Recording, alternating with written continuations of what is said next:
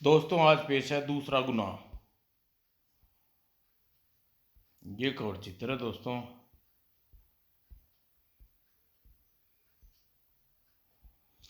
मुंबई का एक शानदार क्लब बेसमेंट में बना हुआ जुआ घर। यह लो मेरी 4000 शो करो। गुलाम बेगम बादशाह डैम। हा हा हा हा, आज मेरी सारी रकम हार गया। 2 दिन से कंपनी का 1.5 लाख रुपया हार चुका हूँ। परसों जब मालिक सिंगापुर से वापस लौटेंगे तो क्या होगा? उन्हें पता लग गया तो मुझे जेल भिजवा देंगे। ये भगवान अब क्या होगा? इसे बने बिगड़ी रात और इतने जेवर भी हैं इन्हें बेचकर अपना नुकसान पूरा किया जा सके।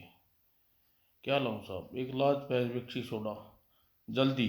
यह लीजिए साहब, और कुछ नहीं। तभी हा हा हा, उस्ताद जवाब नहीं तुम्हारा। उस्ताद आजकल माल में तुम्हारा कितना कमीशन बनेगा? 2.5 लाख रुपए। क्या?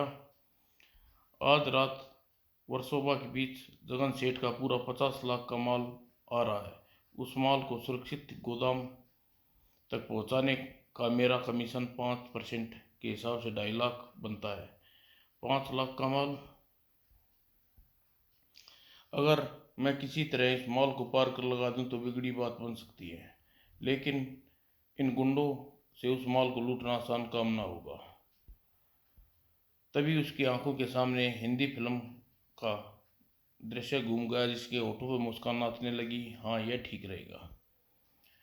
इस योजना के अनुसार इस काम को मैं खास रिस्क नहीं लगेगा और सब कुछ खास चीज़ें की जरूरत पड़ेगी। ओके, प्रदीप मेरा बिल अकाउंट में डाल देना। क्लब के बाहर निकलकर वह अपने दोस्त के घर रवाना हुआ। कुछ देर बाद, अरे अशोक तुम? हाँ राकेश, तुमसे एक काम था यार।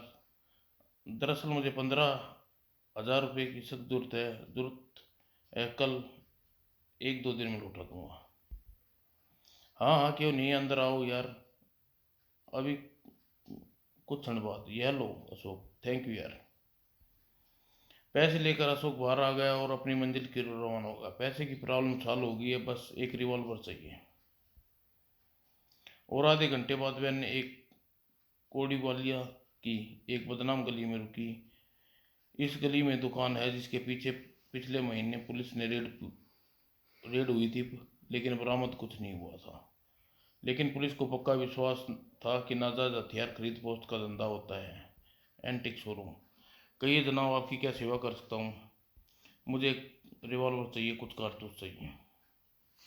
यह आप क्या कह रहे हैं साहब? यह एक एंटिक शॉप है, यहाँ भला हथियारों आ गया काम? ओह ओह, लेकिन लगता है मैं अखबारों में पढ़ा था वह रिवॉल्वर का क्या काम होगा? सर, अखबार में जो पढ़ा था वह सब बकवास थी। ओह। निराश होकर वह बाहर चल पड़ा। मेरी योजना की टांग टूट गई रही है, क्योंकि बिना रिवॉल्वर। तभी ठहरिए जनाब। साहब, मैं आपको पहचानता हूँ। फिर?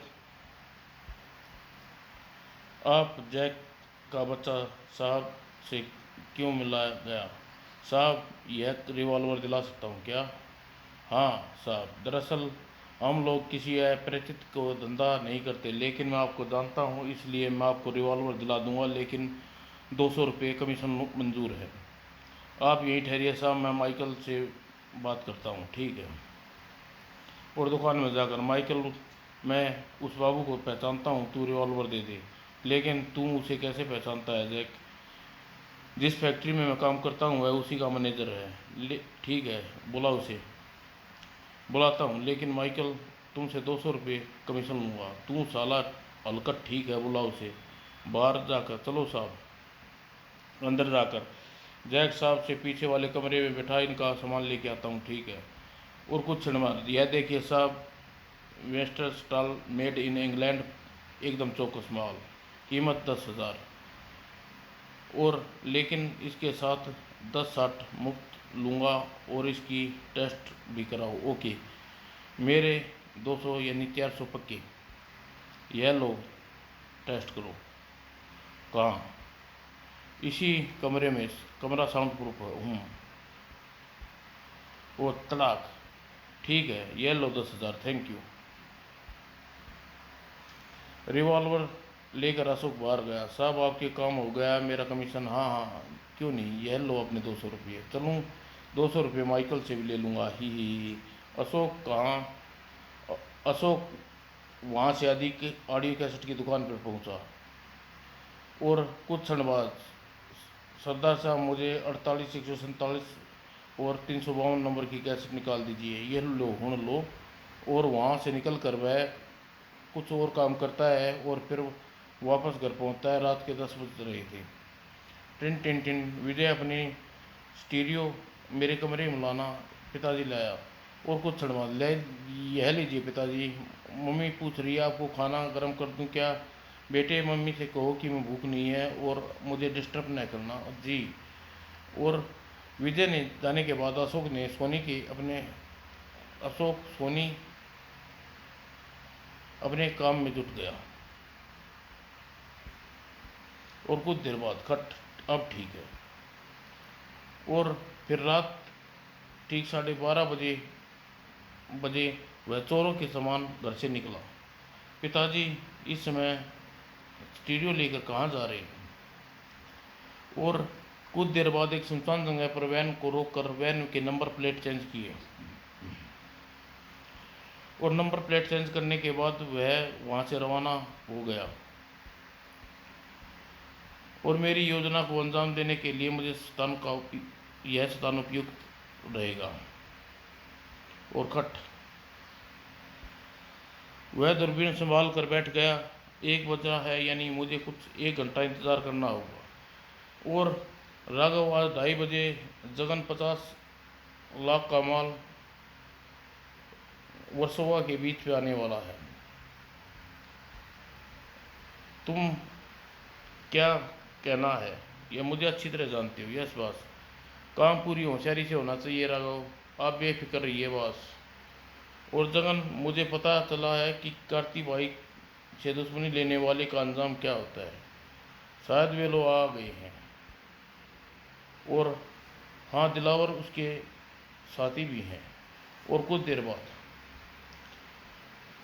सिग्नल पाकर स्टीमर किनारे आ गया। हेलो दिवाकर, माल लाए हो? बिना माल मेरा यहाँ का काम रहा। और सुल्तान ब्रिकेस साइमन को दे दो। ओके गुरु। ओके, अब तुम अपना माल संभालो। यह लो अपना माल, थैंक यू। और दिलावर, हम चलते हैं। ओके। उसके बाद टेप ऑन कर देना चाहिए। और तभी धाएं धाएं। वो यह देखकर अशोक सैनी बुरी तरह चौंका। ओह गैंगवार, धड़ धन धन धन, दाएं दाएं। और झगड़े में स्मगलिंग का सामान कुछ दूरी पर लवारिस पड़ा था। लगता है यह कीर्ति बाई की आदमी है। और तभी ओ पुलिस, पुलिस भागो, पी पी पी, पुलिस भागो भागो। और फिर देखते देखते मैदान साफ हो गया। यह 50 लाख का माल,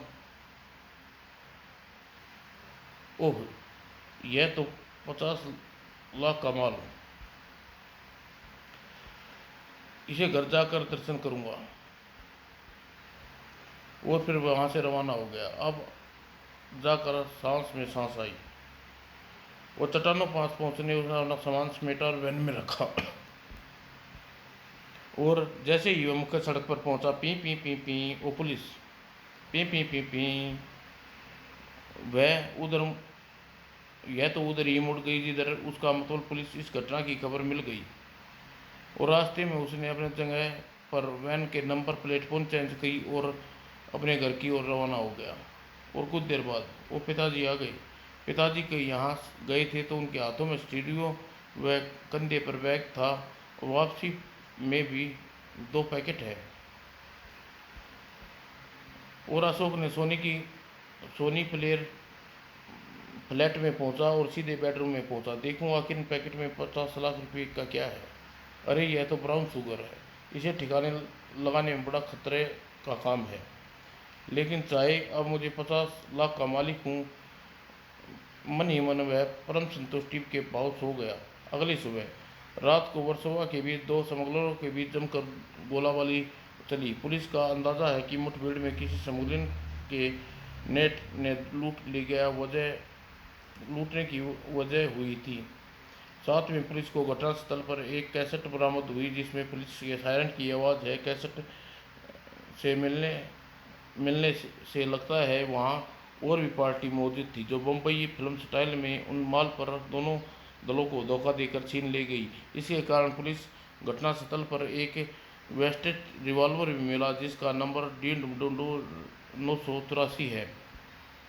वो पूरी खबर पढ़कर काँप उठा। अरे बाप रे, इस हिसाब से तो वह तीसरी पार्टी पापा थे। मुझे इसी तरह पिताजी के बेडरूम में घुसकर देखना चाहिए पैकेटों में क्या है। लेकिन पापा ने ऐसा रास्ता क्यों अपनाया, क्या सोच रहा हूँ, यह बात नहीं बन रही। और फिर अरे यह तो उसी रिवॉल्वर का सीरियल नंबर है जो कल बाबू ने मेरे से खरीदा था। तो क्या बाबू ठग था? लेकिन जैक तो कहता था वह किसी कंपनी का मैनेजर है। फिर माइकल सीधा जैक के पास पहुंचा। जैक कल सुबह सुबह जैक बाबू कौन था? वह कल मेरे से रिवॉल्वर ले गया था। वह माइकल बात क्या है? बाबू से क्या ले देना देना? यह अखबार देख, अखबार पढ़कर। अरे यह बात है, अब बोल वह कौन था? ही माइकल, तुम जानते हो कि मैं फोकट में कुछ नहीं बोलता। क्या मतलब कि यह कि जानकारी बेच कर जो नवा मिलेगा उसमें आधा मेरा होगा। मंजूर है, बोल कौन था? वह गौरव इंटरप्राइज का मैनेजर अशोक सैनी था। उफ। और उधर अशोक सैनी के घर में ऑफिस जाते विजय के कमरे में पहुंचा और बेडरूम को छान मारा लेकिन वह पैकेट ना मिली। लगता है पिताजी दोनों पैकेट को अलमारी में रख गए हैं, लेकिन वह कैसे खोलूं? स्टोर की पुरानी चाबियों का गुच्छा निकाल कर लाता हूँ, शायद उनमें कोई चाबी लग जाए। और वह पुरानी चाबियों से एक गुच्छा उठा लाया और बारी बारी अलमारी में ट्राई करने लगा। संयोग से एक चाबी लग गई, खुल गई किस्मत। और वह पैकेट खोलने पर विजय बुरी तरह चौंका। इसमें तो ब्राउन शुगर है। लेकिन पिताजी ने खतरनाक काम क्यों किया? उधर श्याम माइकल को पता लग चुका था कि माल किसका है। जगन भाई सलाम सलाम, मैं काली वास वाला माइकल बोल रहा हूँ। ओह माइकल, कहो क्या बात है?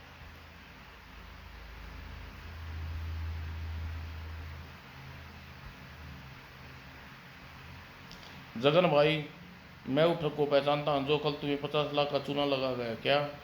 मैं सच कह रहा हूँ जगन भाई, लेकिन इस जानकारी की कीमत 2 लाख रुपए लगेगी। मंजूर है, बोल वो कौन है? माइकल ने फोन पर जगन भाई को अशोक सैनी के बारे में बताता चला गया। कुछ देर बाद दिलावर के साथी सुल्तान गद्दारी करता है, यह जानकारी कीर्ति भाई को दे रहा था। ठीक है, अब मैं उस कुत्ते को निपट लूँगा।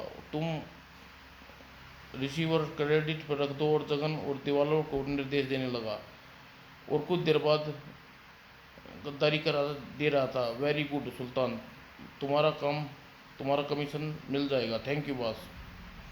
और फिर आधी रात को अंधेरा फैलते ही दिवाकर अपने साथियों के साथ अशोक सैनी के बंगले में आ धमका। कहाँ है तेरे बाप, कहाँ है? पिताजी तो घर पे नहीं है। लेकिन आप कौन है? हम हम तेरे बाप को ही बताएंगे। कब आएगा वो? पता नहीं। ठीक है, अब हम फिर आएंगे। और दिवाकर अपने साथियों के साथ वहाँ से चला गया। लेकिन बाहर सड़क पर पहुँचा। सुल्तान गाड़ी को रोक और हम आगे उसका इंतज़ार करेंगे। और विजय बेहद चिंतित था। मुझे इन मवाली को इरादे अच्छे नहीं लगते। यहाँ पापा के बारे में जान गई हैं। इसी तरह सोच विचार में विजय जैसे अपने कमरे की खिड़की पहुंचा। ओ, यह लोग तो हमारे फ्लैट की निगरानी कर रहे हैं, मुझे तुरंत कुछ करना होगा। कुछ सोच कर उसने अपने मित्र संजय के घर में फ़ोन मिला। हेलो संजय, विजय बोल रहा हूँ। अंकल घर पर हैं क्या? हाँ हैं। क्या बात है विजय, तू इतना घबराया हुआ क्यों है? संजय, जल्दी कर, मुझे अंकल से बात करनी है, प्लीज़ 1 मिनट होल्ड करो।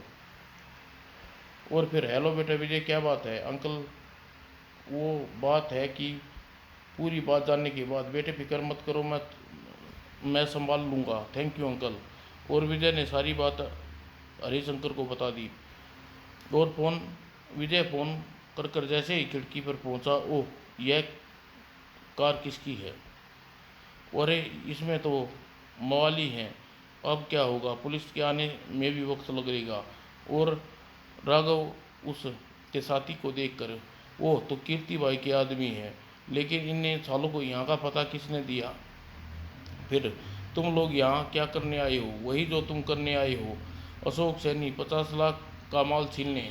लेकिन वो माल तो हमारे सेठ का है होगा, अब वह माल कीर्ति भाई के गोदाम में जाएगा। तेरी तो ऐसी की तैसी, देखते हैं साले तू कैसे माल ले जाता है। उप धुम धुम, साला आराम का माल समझता है। थड़ा ढाई, साले खड़े खड़े मेरा मुंह क्या देख रहे हो? मारो सालों को, धड़ाम धुम, फिर डिशूं उप। और तभी पी पी पी पी पी, ओ भागो पुलिस, तुम लोग बचकर नहीं भाग सकते, तुम लोगों को थाने ले जाकर चलो, मैं आता हूँ। और जब इंस्पेक्टर हरीश शंकर वहाँ पहुँचा, अंकल ये ब्राउन शुगर, बेटे तुमने अपने पिताजी की गलती सुधार किया है, अतः मैं वादा करता हूँ उस मामले में तुम्हारे पिताजी को सामने नहीं आने दूंगा, थैंक यू अंकल। और रात को आलोक घर पहुँचा तो सारी रात जानकर आंखों से आंसू आ गए। विजय बेटे तुमने जो कुछ भी किया बहुत अच्छा किया, मैं मूर्ख था जो एक गुनाह छुपाने के लिए दूसरा गुनाह करने जा रहा था। मुझे मुझे मेरे गुनाहों की सज़ा मिलनी चाहिए, मैं कल ही सेठ जी को सब कुछ बता दूंगा। लेकिन अगले दिन यह नौबत ना आई। बधाई हो विजय बेटे, तुम्हारे कारण कीर्ति बाई सेठ के खतरनाक गैंगस्टर और करोड़ों का माल पकड़ा गया है। तुम्हें इनाम में 10 लाख रुपए मिलते हैं, 10 लाख। और उसी दिन अशोक ने ने इनाम की रकम से कंपनी की भरपाई कर दी और बुरे काम करने की कसम न खाई। और मैं अपने बच्चों की कसम खाता हूँ कि मैं जीवन में ऐसा कोई काम नहीं करूँगा जिससे मुझे लोगों को मुसीबत में फंसा दे। समाप्त दोस्तों।